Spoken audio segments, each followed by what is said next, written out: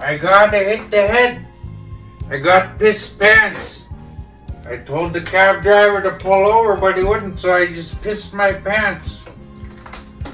That Bordeaux really ran through me, man. It's like a shot of canola oil. You see, that's just exactly the problem with y'all people.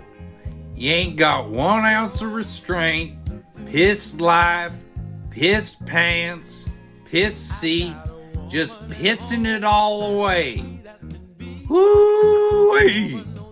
The plight of indigenous people across the world is really complex, man. There's a whole lot of things going at work, tying into things like genetic memory and scars and all kinds of buried things that get passed on. So now you won't talk about scars? Scars come from working 60-hour weeks digging ditches and laying fiber, inhaling dust, blown out knees and a lower back. Get a job and do better or move on, cause it's me paying for y'all. You know, up until about last week I've been working, but I got low blood pressure.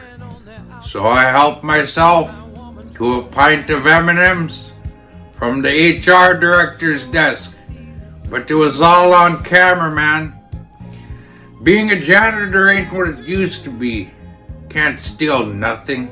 Now you see here what we're talking about is blatant entitlement.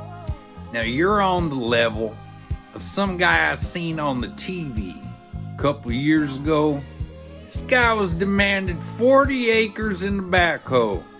And by the way, we all know your blood sugar didn't drop. You just had the shakes, you old wino. Dude, why do you hate on the underdogs? It makes me question our friendship. I mean, don't you know that the underdogs are the ones that hold up the top? Now look, I'm a taxpayer. I pay my dues. I started out working in the drugstore when I was just a boy. Now, 30 years later in the Gravedigger Union, I got a 401k based out of my life of sweat. Hungover and all, I made it to work on time. And just who are you to judge me? We all have our demons, man. I ain't never worked a day drunk in my life.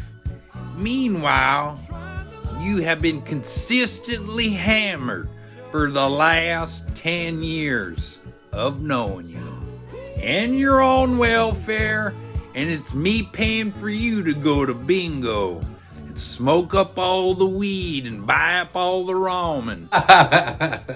Buys up all the ramen, he says. I swear y'all people buy up the chicken ramen just like ants having a field day in a bowl of sugar. You know you can put ramen in a water bottle on a hot day and attach it to your pack and it will cook for you? Ay-yaw.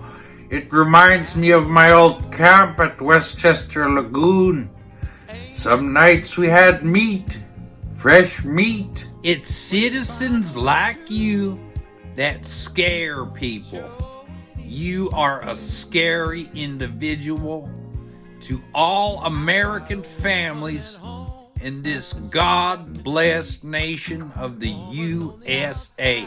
That's the United States of America. You know, Anchorage is the most densely populated city for natives per capita in the entire nation.